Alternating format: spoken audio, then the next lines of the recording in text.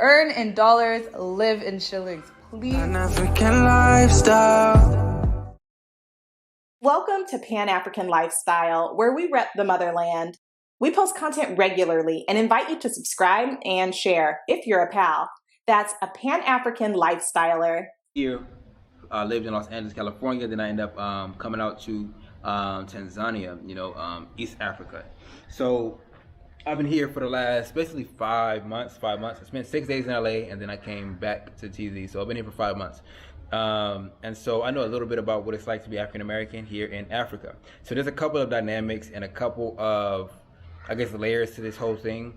The first layer is, what is it like to be African American in Africa as far as money, right? So being an African American in Africa, in particular with countries where the exchange rate works in an American's favor, it's pretty dope. Your money goes significantly farther than it would in your home state. I don't care what state you live in, your money will go significantly farther here. There's nowhere in America where you're going to be able to find bread for 50 cents, 49-cent bread, loaves of bread.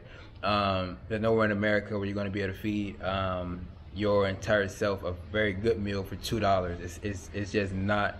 I'm talking about a quality meal as well, not no McDonald's cheeseburger type beat. It just doesn't exist in the States. So your money goes significantly farther here. So one of the aspects of being an African American in Africa is that you get more bang for your buck when it comes to housing, when it comes to food, when it comes to clothing, when it comes to services as well. I mean, like hiring help, whether it's a gardener, whether it's a housekeeper, whether it is a fundi, which is like somebody who fixes things. It comes a lot easier to you when you have the United States dollar. So that's one aspect of it, is your money goes farther. Another aspect of it, though, is people want to know a lot, is like, how are you treated when you're there? You know what I mean? How are you treated in other countries? So when it comes to African American in Africa, it all depends on the country and their relationship with African Americans. Some countries don't have too much experience with African Americans, and thus their perception of African Americans is only based off of the entertainment industry. And so they're going to be based off of music, they're going to be based off of movies, TV shows, they're going to be based off of radio interviews. What's basically is based off of the entertainment industry, which African Americans don't have very much control over. Usually we're taking roles and not creating roles. And so some countries, if they don't have a very large experience or a very large history with Black Americans coming over there, they will look at you or see you as the movies or as the music portrays you. So that does play a role in it, and then they're going to want to be a little bit more cautious with you, or be a little more cautious around you, and so they may not fully open up or fully show you the culture of the way, or of the land, because of their misconceptions about you. So there are certain pros as well. There's people who are all around the world who want to be like Black Americans, who want to sing the songs we sing and use the words we use and dress the way we dress. And so some people will totally and completely embrace you. Other people will totally and completely abstain from you because of your reputation. And so when it comes to being an African American in Africa, it really depends on the country that you're going to, and how many African Americans have been there, and how much experience does this country have with African Americans. Being an African American in Africa when it comes to laws. So there are some countries who have laws put in place specifically for us, and there are other countries whose laws will be the same as any other foreigner in that land. And so some countries, some people may want to know, like, what is it like being African American in Africa, in the sense of, like, do they roll the red carpet out for you, like, oh, welcome home? Is it like that, or what is it like exactly when you return? Like, what are the laws like, and different things like that. So that again depends on the country in which you go to. So there's some countries that I really wouldn't say there's any country that's just like full-fledged, like, everything you need is here. We made it easy. We thought about you completely and totally, because Africa has its own problems within itself, so it can't fully take on the problems of the diaspora. But for the most part, there's no really country that's like, boom, here you go, everything is set up and straight for you. But there is varying levels of preparedness for the diaspora depending on the country in which you go to. Overall, when it comes to being an African American in Africa, your experience really depends on the country that you choose. Also, it depends on the financial situation of that country. You know what I mean? If you go in and you have a good exchange rate with that country, you can have an amazing time. Especially if you're coming for a vacation, you can have a great time in most African countries where there's a good exchange rate in comparison to the U.S. dollar. When it comes to repatriating, that all depends on the country that you choose. Of course, you want to choose a country with a good exchange rate, but you also want to choose countries that have laws that fit and work with what you got going on and what you want to do. But overall, man, what it's like being African American in Africa is dope, and it's incredible. Actually, it's an experience that I say everyone needs to experience. The things that you'll see here, the people that you'll meet here, the experiences that you will have here cannot be replicated and cannot be created anywhere else in the world. They have to be felt, and they have to be experienced, and they have to be seen here on the continent. I hate saying anything that's not super nice about Africa because it's honestly amazing. But just like everywhere, there are pros and cons, right? And today we're going to talk about the cons. So con number one about moving to Africa is that it's old school, right? It's super old school, which means, in America, if you have something to take care of, right? Let's say you got to talk to the city council or something like that. For whatever, you just have something to take care of that's important, that has to do with the government or the city or maybe even someone else. You could just send an email and you could get away with that. You could email back and forth and you could just fix it from the comfort of your own home. In Africa, you have to get up, go to that person's office, knock on the door, and handle it right then and there, So it's a lot more old school like that. Another thing too is most of their records they file, whether it's like hospital or other facilities, a lot of times they file it using paper. So you can't just sit behind your computer and get some information that maybe in America you could just request it and they'll just email it to you and you could print it, right? So that's the first con. It's very old school. In Africa, when you want to take care of something, you literally have to get up, walk, go to that office and take care of it. So my point about Africa being old school also goes for when you're trying to start a business or find a job. Most of the time you actually have to be there on the ground grinding. You can't just do it from the comfort of your own computer most of the time. Second thing most people regret about moving to Africa is the healthcare. The fact that the hospitals aren't the best, right? A lot of times when you move to Africa and you go to like a public hospital,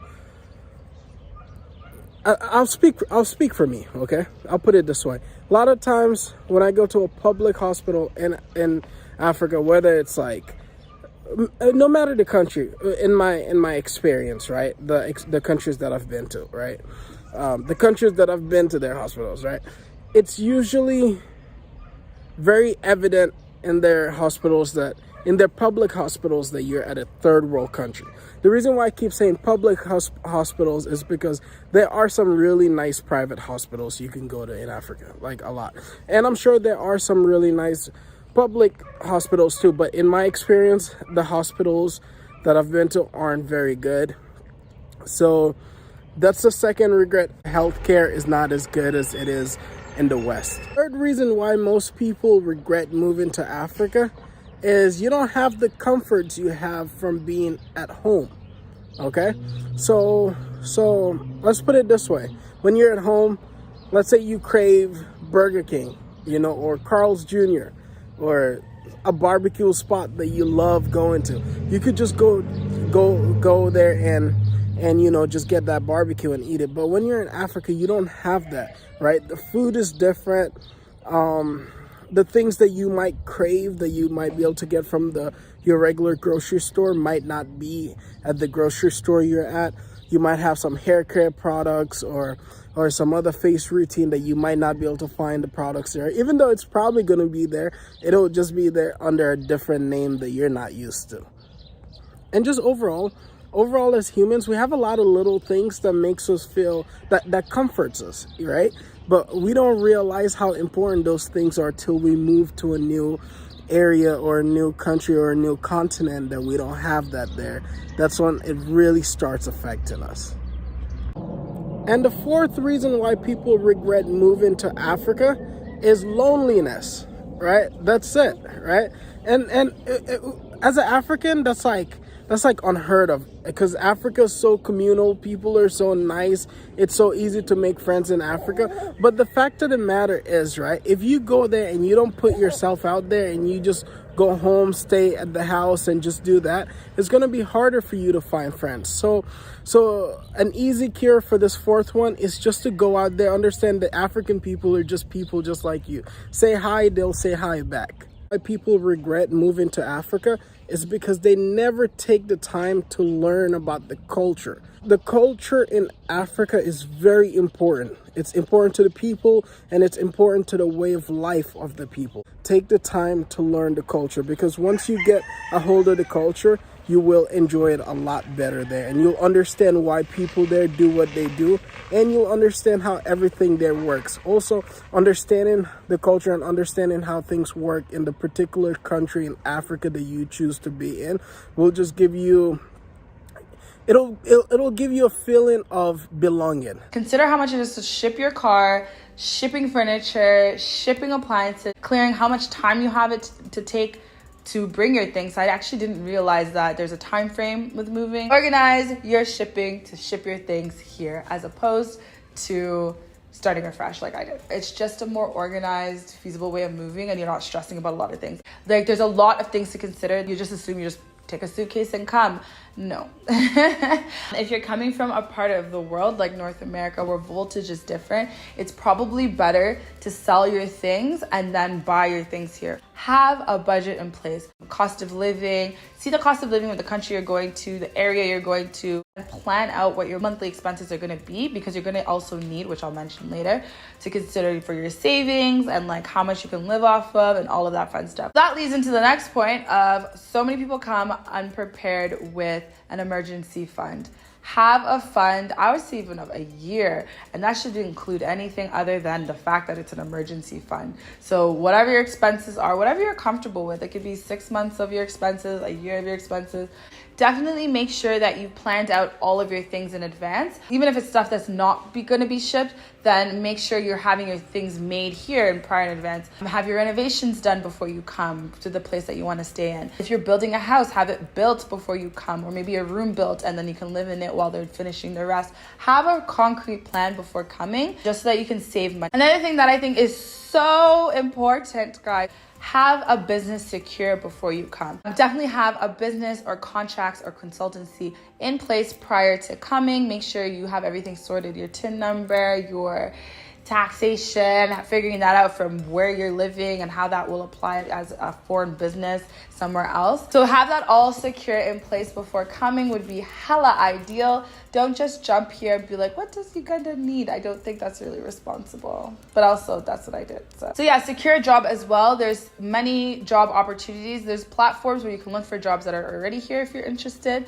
or tap into your network, see what's needed in industries that people you know are working, and what fields can be, or fields and jobs can be filled by you. And also reaching out to expat groups or expats. I've noticed actually here's a gap, that there's no list for expat opportunities, but maybe reaching out to the embassy that you're from or a consulate and seeing if they have opportunities and openings for you. A big thing that many people have mentioned to me, that also why I started Diasporans in Africa, why I thought it was super important to start collecting a database and start throwing events for people to touch base with one another, is the lack of network. You need a network anywhere you move. It could be even just another city in the same country. Just because you want to be as comfortable as possible when you're living here, and that's the easiest way to do that. I will say this: secure your dollars before coming, guys. Earn in dollars, live in shillings. Please, please, please secure anything that you can, whatever it may be, if it's a contract or job or whatever it may be. Dollars, even better if it's in pounds, even better if it's in euros, even better. Secure those positions before being here on a long-term basis. Thanks for tuning in to Pan-African Lifestyle. Share your thoughts in the comment section and follow us on TikTok and Instagram at Pan African Lifestyle to be inspired. For awesome pal merch, check out panafricanlifestyle.com/shop. Keep repping the motherland. Pan African lifestyle.